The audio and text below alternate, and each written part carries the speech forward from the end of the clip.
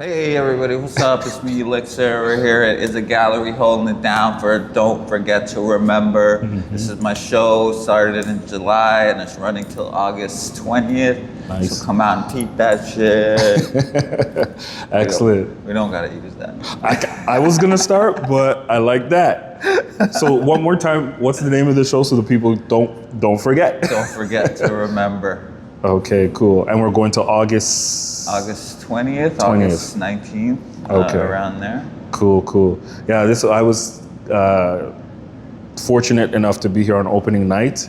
It was packed, and we're gonna kind of try to get some of that energy back because we're gonna ask you to just go through a few pieces. For sure. Because it looks like this is a collection of almost different shows, but new stuff as well. New stuff to me anyway. And you being one of the prominent artists in the city, like anytime we get a chance to get you to say something on film, because we're like some ghost face killer movements sometimes. That's right. I gotta come down and get it. But so how has the reception been for this show? Like, I know opening night was crazy. I was received pretty well. This is the second time, the third time I'm sort of dipping into this concept of nostalgia and the Caribbean. I'm from the Caribbean, from St. Vincent. So a lot of these stories come from there. I like to tap into, old stories that things that happened to me when I was a kid, or my surroundings when I was a kid. Sometimes that relates back to my diaspora that lives here now. They sort of relate as well to different things. And why the name of the show, Don't Forget to Remember, is that we live in Western society now. So we gotta not forget where we come from. For real. Sometimes it eludes us. Sometimes the callaloo soup eludes us, for Fruit Loops and Frosted Flakes, Sure. So we gotta remember, don't forget. Yeah, that is crucial. And I think through the arts, especially in this city, there are many artists, you included, that are able to bring us back or bring us to these places. My background's Jamaican, but Caribbean, same way. And it's so refreshing to see these pieces. So I applaud you and thank you for sharing. I remember opening night, or it might have been one of the another show where you were talking about some of the pieces, like your family home or homes in your area. Yeah. I remember you told a funny story, maybe we'll go over it again, that you were getting some reference shots, and you rolled up and took a picture of a man that was minding his medicine. his Bob Marley prescription, exactly. We'll say. And that got interesting for you. But this has been, again, a great body of work. Continues to be a great body of work. I don't want to speak so much. So what we're going to do, just pick a few pieces. We'll do a walk around, and then you just let us know maybe the history or the story behind some of the pieces. Sure. This is the piece we were just talking about. It's called Rude Boy. I had a little show the other day, like last year, called Rude Boy. And I was just gathering images. I went home last year, 2 years ago, March,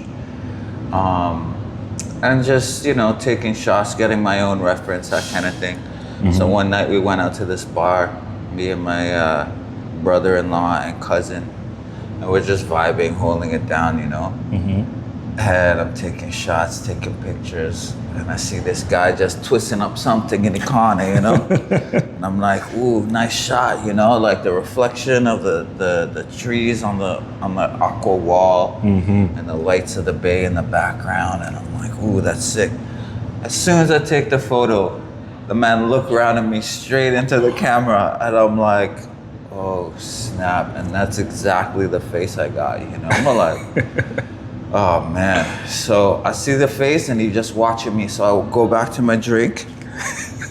And then I watch him again and he's still watching me the same look, you know? I know that look. So, oh Lord, so I had to walk over there and be like, nah, so, me ain't doing nothing wrong. I'm an artist. And I'm trying to grab a image. I'm gonna paint it later. He's like, nah, erase that, take that off. I'm like, no, it's just it. And I fought it because I knew it was gonna be such a great image. You caught it. Like you caught the essence of it. Yeah, the lighting and the whole nine, right? So I had to talk him down, and finally I showed him the flick, you know, and he was like, all right, send it to me. You know what I mean? He had to get the photo, so nice. We lined that up. But yeah, it's him holding the beer bottle with the scissors. Yeah. It's just about to like bun off something. You know? This looks like a serious cat. Like he don't really take too kindly to strangers taking picture. I know, they don't understand, like, you're in public and I can take a photo. Yeah, you're out here. Yeah, you can't explain that to them at all, you know? No. Same with this shot. It's like on Indian Bay, like Sunday afternoon. That's like a beach? Yeah, there's a beach like this way. Okay. So it's just kind of like a little shelter thing where you just set up the picnic thing. and stuff. Yeah, so they're having a little Sunday cookout. Yeah. So I thought that was nice and family oriented, you know. A lot of stuff in the West Indies, it's family, at least it's family to me. Yeah, for sure. Because I left when I was 15. Okay. So a lot of the stuff I did was more family related than like going out and chopping jubies and things, you know? So when I go back, it really clicks in my head as family, you know, more than anything. Do you get to go back often? I try to do it around Christmas time, every Christmas. Okay. If we miss that, then it's like March after February or so. I never go in the summertime. No, I don't probably like to waste summers. Yeah. You know? It's probably blazing hot there too. Yeah, blazing hot. Yeah. So crazy. Cool. Same kind of shot is a spot in St. Vincent called Tokyo, Little Tokyo. Okay, that's interesting. Right, because when they made it, it was Chinese investors Okay. that were investing in the fisheries there. Ah. So they made like a kind of a fishing industry on the bay, but then it kind of turned into like a bus depot Okay. for all the vans to come in and then go to different parts of St. Vincent. So this is the hub where everybody chills and hangs out and waits for a van, and you know, and it was called Little Tokyo when I was there, like, let's see, 90, 95, 94. Okay. Maybe even before that. So yeah. We got big dominoes in Little Tokyo. Exactly. Shit, that's what I should have called it. You could have it. Oh man. Cool. This other piece is what do you call it?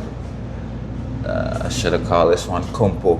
Okay. Just call it cricket ball, but when you're playing cricket in the West Indies, that's what the ball is called. That's what it's made out of, kumpo ball. Yeah, it's hard. And it's real hard. It's like a baseball, but a little harder. A bit harder, yeah. So yeah, this is always a thing when you're playing and the guy go 6 runs and he hit the ball in the woods. You know, you have to go and get it. So a lot of times we just stop the whole game looking for the ball. You know. So this is a nice little memory that I had. You know, that kind of thing. Cool. Let's try on this side if there's another domino game over here. This one I caught on the beach. These guys just pull up and they're playing on a plastic table. That one was a wooden table. This table has no chance. This table has no chance. Plastic table, playing dominoes, you know it's gonna break. But he sets up his van and he had like conquerors and different kind of drinks out the back of the van. So, and a lot of the times, while I paint in this style, it's like I could grasp things, like I could see things, but as time goes by, I sort of forget. I forget my friends and I forget the people, So this is like my mind jogging out sometimes, where I can't remember the faces sometimes, Well, I find that kind of with that, I never thought of your work like that, but I see that in a lot of your work is like the detail is not there, but it is there. It's like you're inviting us into the memory. Yeah. So it's almost like when you fade to black kind of thing, it has that. Like a lot of your stuff has that feel. But even, I don't know what this is on actually, but it has texture to it. Like, is this wood? Yeah, I know the framing is wood, but even the canvas, we'll say, also looks like it's on a wood slate or something. It's wood paneling that I got. It's like door skin. I love painting on door skin. Okay. It's like that nice, like tactile. Yeah, it has feel. Yeah. A lot of my work is based around prosopagnosia. Okay. I had a show a while back with Patel Gallery, actually. Okay. It was called prosopagnosia, and it's like face blindness. Okay. So when you have like face blindness, you can't like tell somebody's face. So sometimes you can't remember their names. Oh, wow. It's like a brain deficiency or something. Yeah. Self-diagnosed, but still, I feel that it's there. So it kind of like travels through a lot of my work. In this kind of, it shows up in this kind of way, where things are a little bit distorted. But I kind of remember you, but kind of not really, because it happens in real life. Yeah, it does. So it does. I gotta portray it in the work. Yeah. No, that's interesting. This is a salon style. Yes. So we kind of hung this in a salon way. Thank you to Dylan for hanging all my work. I really appreciate it. Okay. He's the best at what he does. He's an accomplished painter too, so props to him. Excellent. But yeah, this is a lot of little spots in St. Vincent where I'm from that I'm just like, I just love, and you just sit and you paint things. That's the same night when the rude wife catch me. When you almost got scissored up. Yeah. But these guys are just talking, and it's because of these guys I had the confidence, Yeah. Oh, you went to them first, and they were cool. I took a flick, and they were cool. They were like, "Ooh, nice, let me see it," you know. And I'm like, "Yeah, the artist, just doing something," and they were cool with it. But next, I couldn't. That's a rum shop. Okay. Same place in Tokyo. Okay. So you go around different spots, and they have little rum shop. Yeah, rum shop set up. Yeah. That's where I go and cop the herbs, Yeah, some medicinal. Some medicinal meditations. So yeah, I hadn't been back for a long time, so I just chill there and hang out and paint that spot. Are any of these like your family home?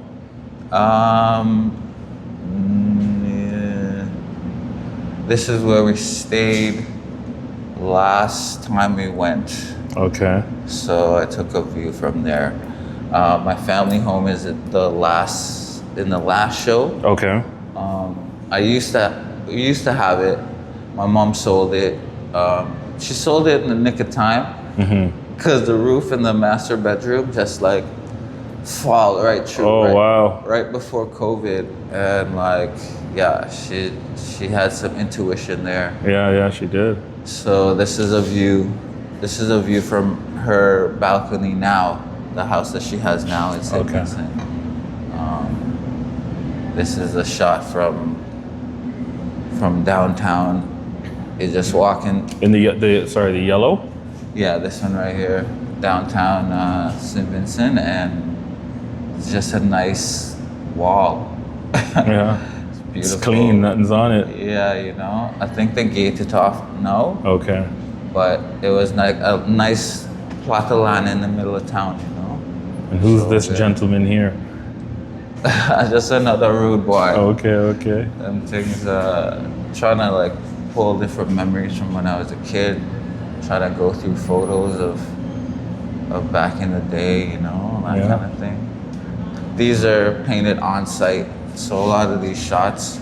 Oh, a these lot of ones the on these sky- panel things here? Yeah, these thin- little panel things. It's like me just chucking it in my bag and going, you know. Cool. This one I set up for a really long time. This one? This one. Oh, okay. This was like So you took your time with this one. Yeah, a little shop in the field next to where I was staying. Stay for a couple hours. It was hot, boy. It was hot that day. So hot. This one was when we were going to Beckway.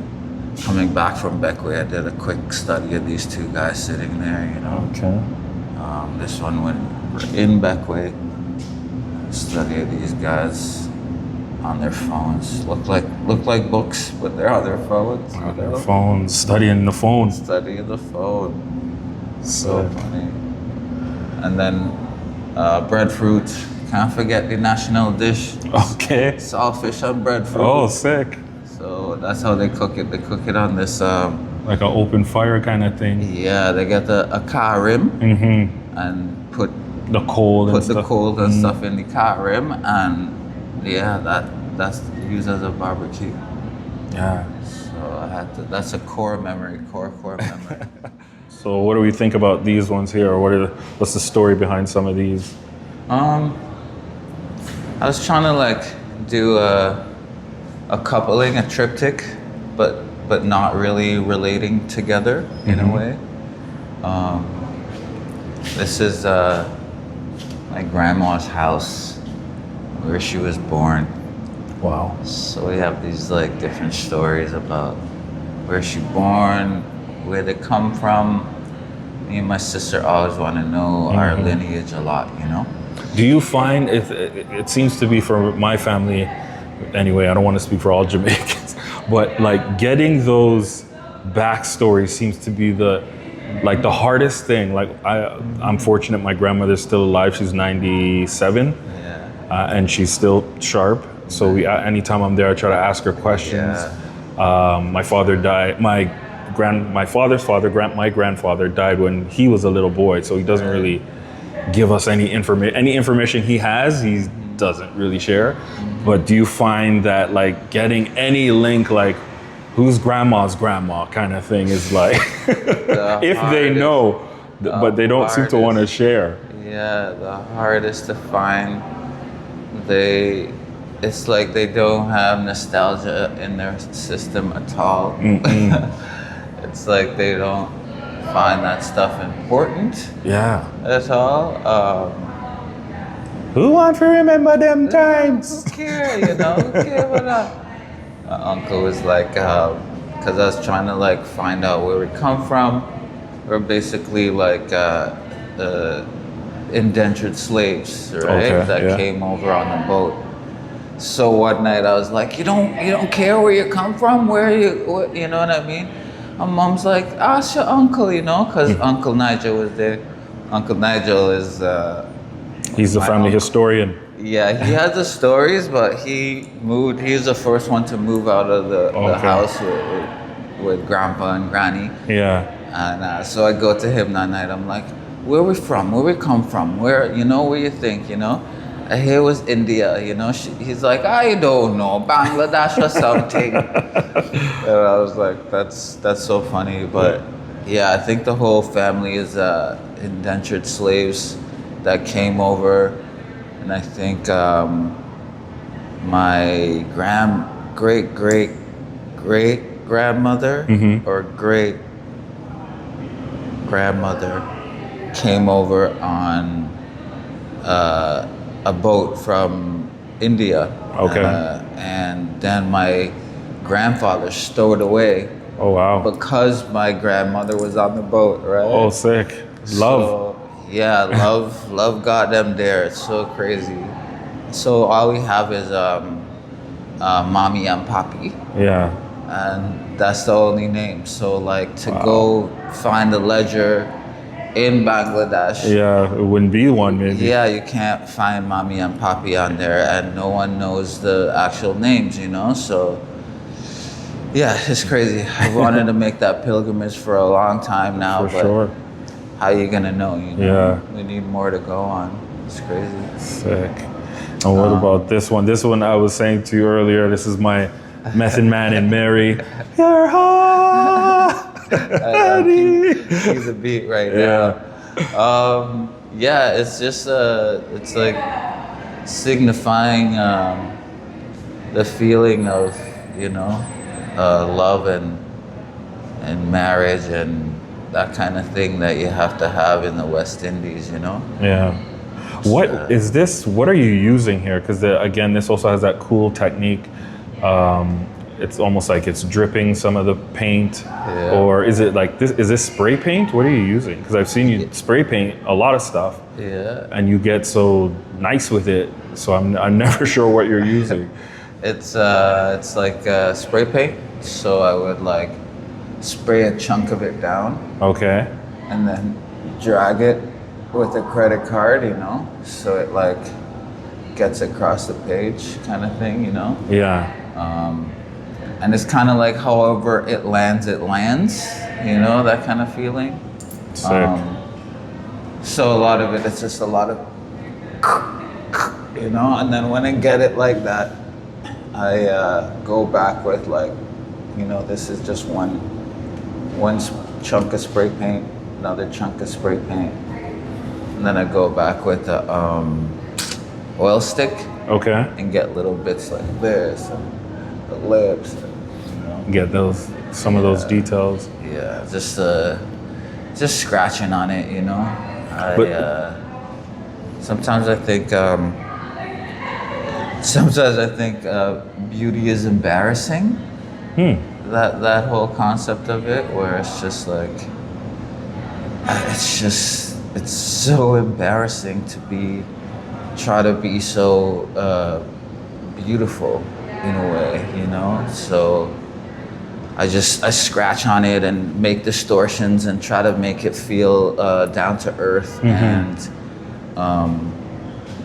you know, one with the people in a way, you know, because it's kind of like perfect painting in my mind is very like elite, and it kind of distance itself from reality, although it's trying to be reality, you know. So this is me just like, I don't know, just dutching up my clothes a little bit. I get it. That's an interesting, you know, I've talked to another artist who they didn't say it quite like that. I like how you just phrased beauty can sometimes be embarrassing, but when it came to that particular artist's work, he would create someone's face like symmetrically, and so you realize it's a person, and then he'd like scratch it up, and then that's what he loves. That's become his style now. But yeah, you know what? It's funny because we live in a time where beauty is almost saturated, or a type of beauty that is being sold to us, and it becomes embarrassing when we're trying to achieve this fake beauty, and the BBLs, and I guess men do chest implants and all of these, you know.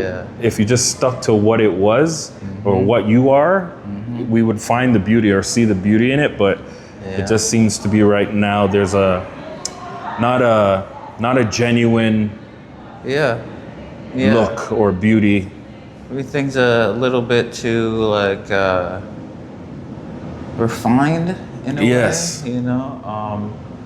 But then, truly and in fact, I'm not refined. When I look at it, so like, it's like how one person does one thing is how they do everything. In a way.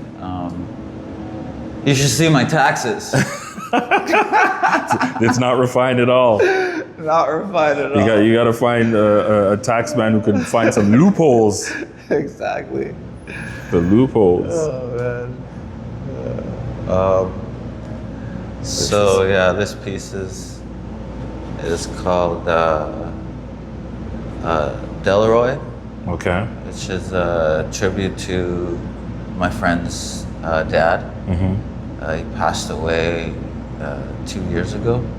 Sorry to hear that. And I was at the funeral, and this is how West Indians celebrate someone's life, you know. So this was like a day after the funeral. We went to the beach and just celebrate, you know, had a little cook and sit and, you know, talk about his memory, remember him, do some shots, you know. So it's kind of like a celebration with the people that are still here, you know. This is kind of a darker tone with your portrait with people in them. Out of this bunch of pieces that you have, I like this. Yeah. Has like a cool tone, especially now that I know that story. Yeah. Sometimes I really want to work like this, but it's hard to work on a dark background. And then as well, when I do a lot of this Caribbean stuff, the skies are blue and the sun is up. The reference is not the same. Exactly. So I like to cut that a little bit because sometimes, it looks like it's a postcard, you know? A lot of the times where I start off doing these paintings, it looks like, come to Jamaica, man. It's still me, you know what I mean? That like kind the of tourism thing. board hired you to do this. Exactly. And I try my best to pull away from that idea. But at the same time, as each year passes, I become a tourist myself in my own town. And that's the basis kind of the show. Like, don't forget to remember. Because if we forget, then you're just gonna turn into an observer in your own childhood home. Yeah. You know, so you need those roots to continue. Okay, so this is seems like the vibrant wall, such a vibrant thing. This is again bringing me back to the Caribbean.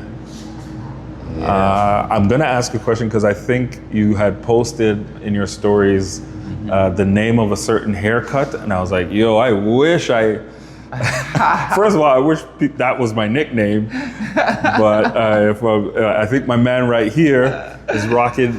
What's his called? What's his haircut called? The Gala Rush Me. Cheese. Gala Rush Me. What do you call it? 1998, I think. Yeah. 1989. Okay. Yeah. Beckett. It's the soca monarch in St. Vincent. Yeah. He had this song called "When I'm in the Street, Gala Rush Me," da da da da da da. And it's about this haircut he took, and then when he take the haircut, gal just rushing him. Oh wow. So they had Gala Rush Me, Mana Rush Me, when girls took the cut too, and it just beautiful. So that's the one thing I remember. But it's all when we go to school, we have to have the right type kind of haircut, you know. You get the GI with the one line that goes in the back, you know, so we used to try to get the highest high top we could find, you know what I mean, before the brothers, because it was a Catholic school. Okay. So before the brothers would be like, that's too high, you gotta go down lower with that, you know.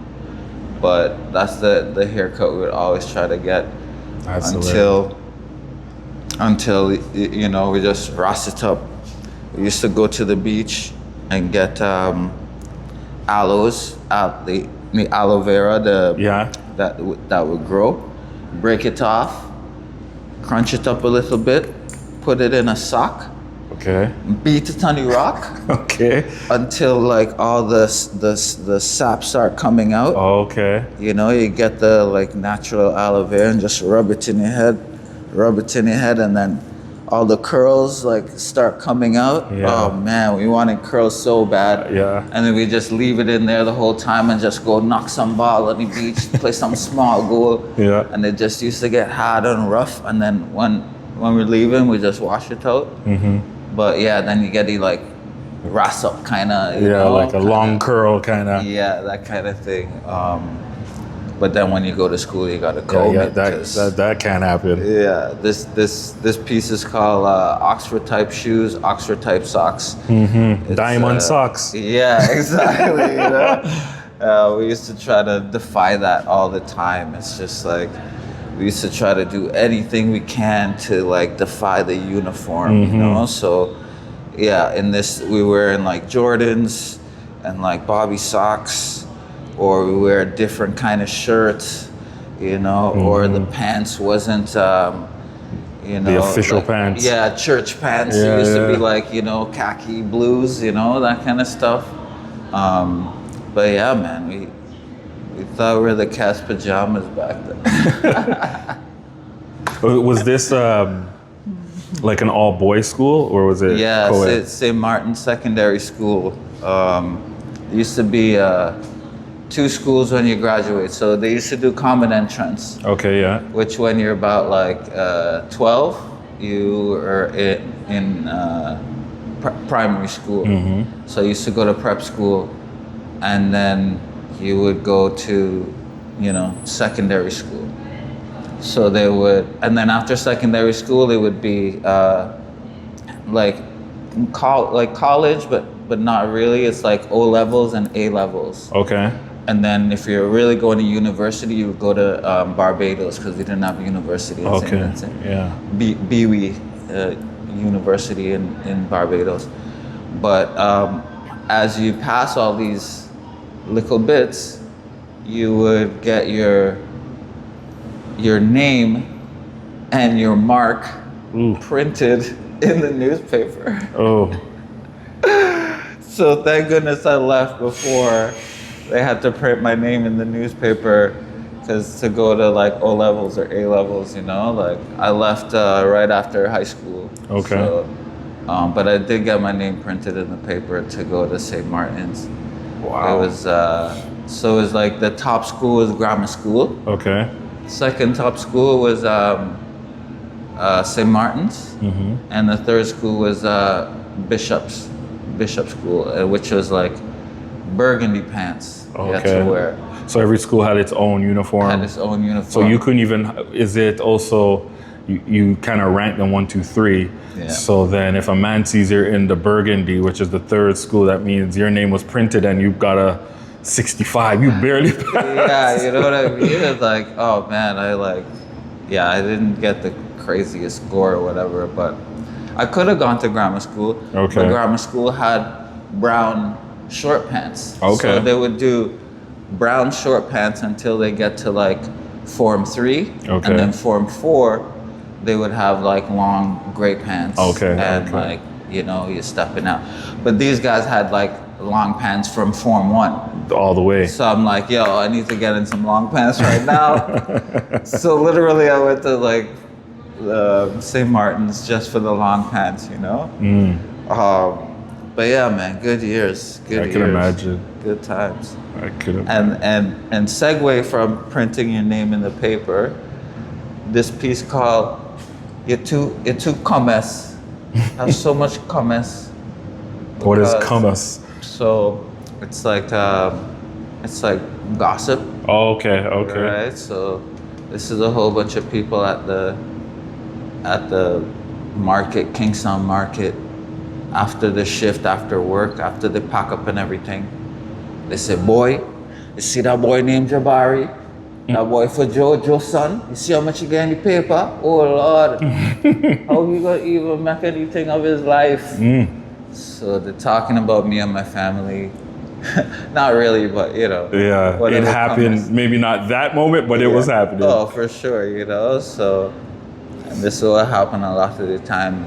in St. Vincent, you know. So this is like a nice moment I captured. A lot of these references I went and I shot myself. Nice. And it's good. Other references, I just found them and I'm like, this is beautiful. I gotta incorporate it, you know. Cool. This one is Dash the Hill. Dash the Hill, white girl. Okay. There's this the place in St. Vincent that's like up on the hill. It's kind of like Portuguese. A lot of Portuguese people lived out there. Okay. So a lot of, but it's just like, it's like white people. It's like Vincentian white people. It's Portuguese, you know? So yeah, I think this is the only person of Caucasian person in my pieces. In this I group? think. In this showing? Yeah, so yeah, that's what that piece is. And this girl's macking on her too, right? Oh. So yeah, this has this like, she has the smoke and she's like, oh, so you're coming around. You know? She's trying to get the digits. Yeah, exactly. So, and then there's a whole thing in St. Vincent where they still have you can't hold hands or you can't do any of that stuff in St. Vincent. Like same sex? Yeah. Oh, wow. I'm very, very ashamed of that. I don't know how they have that for so long still. Yeah, that's unfortunate. Yeah, very. So, yeah, it sucks. There was this incident when I was a kid, even before I knew about anything like that, you know? That was my first opened my eyes to same-sex kind of relationships. It's just like the worst, you know? As a little kid trying to wrap your mind around that and navigate, and no one telling you the real, you know, until coming up here like years later. It's just, and thinking that other kids are being informed in the same way and then not being informed the right way, you know what I mean, is really sad. So I hope that changes soon. I hope pieces like this help change. Yeah, convey the change. Yeah. As you say that, sorry to cut you, but have you ever shown your work, like a body of work there or anywhere? Like have you traveled with art to different places? Yeah, I shipped a barrel of spray paint over 1 year. Okay. And just painted the whole place. My brethren act like my manager, and he took me to every rum shop from Kingston to Georgetown. Oh, wow. And we painted everything. Like, it was crazy. And then right when I was leaving, like the day I was leaving, I was on the front of the newspaper of like, you know, painting the town red or something like that. Yeah. But yeah, that was really fun. But some of the pieces still there, some of the pieces gone, you know. Okay. But yeah, that's the extent of basically having a show there. Yeah. There's no real gallery there. Yeah. There's some things up and coming, some nice pop-up things happening, but no like official month-to-month kind of gallery. Yeah. Me and my brother-in-law are thinking of something like that, you know, to that'd be cool. Go back and figure out something. That'd be nice. You know? Yeah, because I mean, you're kind of going back on the school tip there. I'm just wondering, because if I'm not mistaken, your father is also basically an artist as well. Yeah, with the mass camps and that kind of, he designs some of that. So is there a, like if a child shows art instead of math, is that encouraged, or is it like, no, go get the maths done? Yeah, exactly. The whole time I was there, it was either science or accounting. Really? Okay. So yeah, major. Yeah, the two things studies. You could only basically go into, the two things they kind of gear you for. Yeah. I'd be drawing my English teacher, the whole time in class, I draw my English teacher, I draw like my maths teacher, and like, and everybody's like, yeah, Jed, I look like that boy, yeah. I used to have a weekly comic strip in the paper, because my grandfather, he's like a writer in St. Vincent, right? Yeah. GCH Thomas. Okay. And Ruler and Hiruna. That was the book that he made, and everybody in St. Vincent read it, you know. So he would be staunchly against the government. Okay. So in the 80s, he used to write in the paper under a pseudonym. Okay, yeah, probably. Yeah. And just write all this like scathing stuff against the prime minister at the time. Mm-hmm. And and the prime minister was like, we're gonna fire the editor of this thing. She has to resign if you don't show yourself, you know. Oh. So his name was Covadis, and it's like some Roman name for uprising or something. So people had bumper stickers like, who is Covadis? Oh, and wow. for like, must be a year, until he wrote and he gave in. He was like, yeah, you know, said something, never said who he was. Mm-hmm. But yeah, I think that was so avant-garde graffiti type thing, you know. Start of a rebellion, like the rebel spirit. You got the rebel spirit. Yeah, I love that about it. I love that about that story. So the newspaper, when he passed, realized I was his grandchild. Oh, okay. So they were like, you want to come work at the newspaper, you know, just for like a summer job? Yeah. So I'm in the thing and I'm setting up, and this is, you have to get the plates. Oh, put the plates in the thing. It was no computer thing, you know. You have to put the. Jeez. That's how old I am. So I did that for like, you know, and then I realized I had to like, they needed little strips on the edge of the paper to like fill parts in. I'm like, oh, I could do a little Christmas thing, you know. So I did little candy canes and Christmas wreaths around in negative spots. And they're like, boy, you could draw, you know. So I'm like, yeah. So they're like, do a comic strip or something, and we'll see, you know. So. And how old are you then? I was 11, 12. Jeez. Around there. That's amazing. Yeah, 11, 12, 13. I left when I was like 14. But yeah, I had it for like the last couple years of school. So it was like, yeah, that was really fun. I'm gonna put those out again soon. Yeah. I would love to see those.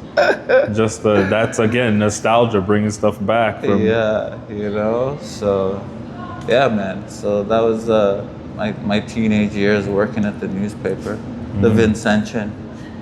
It was good. Sick. All right, we'll touch this one because this one is like a standout piece, and then we'll go over to the last one on the other wall there. This one is called White Picket Fence Death. White Picket Fence Death. Death, yeah. Because a lot of people love the White Picket Fence life, you know? They're like, oh, I wish I could, you know, have a big house, 2.5 kids, you know, and a beautiful life. But sometimes I wish for a white picket fence death, where you're dying on your deathbed, and you know your whole family's around you, and you know all the people that wronged you come back and they're like, "Oh, I'm really sorry," or the people that you have wronged, you could apologize to, and resolve all that in your head, and then you could like pass away, you know. So this whole black and white piece is kind of related to those things that I still haven't resolved in my head before I move on, you know, like nostalgic memories that you just can't let go. That kind of feeling. A lot of it is like, when I look at this piece, I'm like, I should have kept up with karate classes. 'Cause I was You'd be a just black belt by now. yeah, I was just like, I'm not going to karate class. I'd rather stay home and watch cartoons, stay home and watch Bozo the Clown. When the show happened, I asked, who all remembers Bozo the Clown? Yes, that's right. And everybody's like, ooh. There's a couple people. Maybe a few, yeah. There's like a show from Chicago that like St. Vincent would like a satellite in. Bozo the Clown and Cookie. That was like the thing I used to watch when I was little. But yeah, that kind of stuff. When I was really little, they didn't have like name brand clothes. You know, it was just like shirt, yeah, pants. a shirt, logo, Shoe. no logo at all. yeah. You know, you would wear church clothes. That was the brand. Saturday, Sunday, yeah. Fine pants, not dungarees or jeans. Exactly, you know. So that's that feeling you try to like, you have to like, don't forget, you know. Don't forget where you come from. Don't forget to remember these times. It's like when it's real cold in middle of February, and you're like, don't forget July, you know. Yeah. July. When it's the coming. Blazing hot sun, you know, you can't forget that. Or when it's like blazing hot sun, don't forget the nice little snow that you have, you know, first snowfall. So it's kind of the same thing. You can't have that without the other. Yeah, it like I was saying before, it has like a photographic kind of nostalgic look to it. So it's just really. Out of the pieces here, this one stands out, I guess, because of the black and white of it. Yeah, I should do a whole black and white show soon. Yeah, that'd be cool. Okay, I don't want to hold you so much, so let's go to the Presto wall, and then I'll be out of your hair. Guys, you have to come get one of these. I'm gonna get closer. I'm just gonna get a preview here. But what are these for the non-Torontonians? Presto cards, these are the receipts from when you buy a Presto card at the TTC, the transit. So when you go on the subway, you have to buy a little card. And then when you buy your card, they spit out these receipts. So when I go see my dad, which is far away, Don Mills Station from where I live, I just grab a couple of these from in the slot because it's a long time in the subway and I want something to do. Listen to my woo. So you're doing this while you're in the subway? Yeah. Oh, shoot. I just grab a couple sketches, like, you know, do some. So sketches. These are real people that you came across. Yeah. So I would sketch the piece, and then when I get home, I would like color it and do the whole nine. Okay. But yeah, all these are real people, real stances. They're sitting doing their thing. Sometimes I would do close-ups, you know. Yeah. And then sometimes it's like a shot from the back.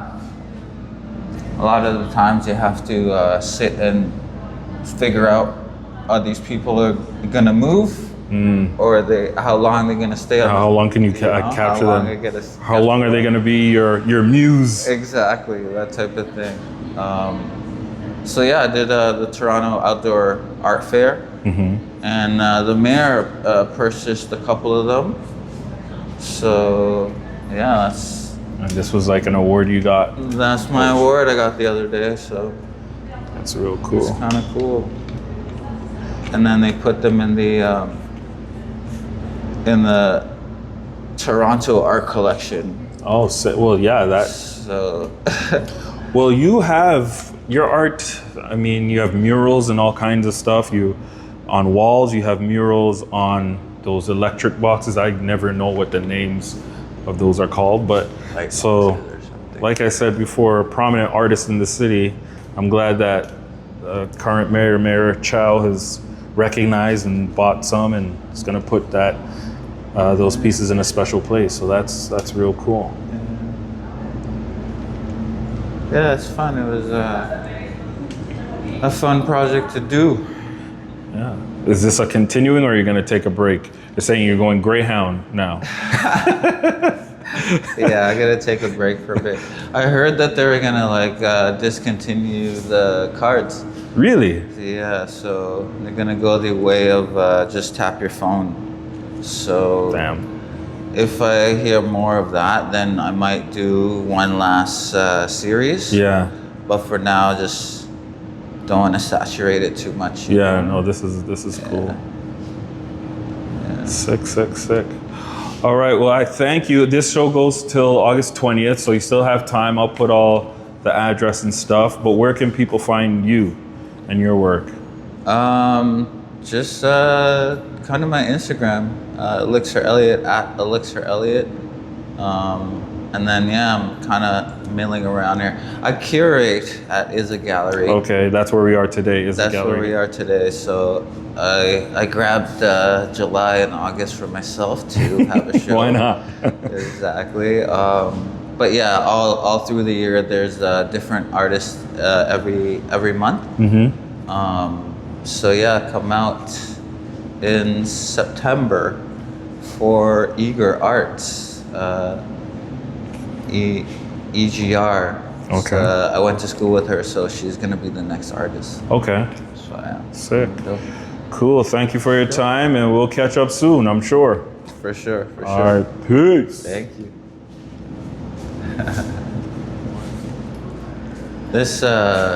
This piece, one last piece.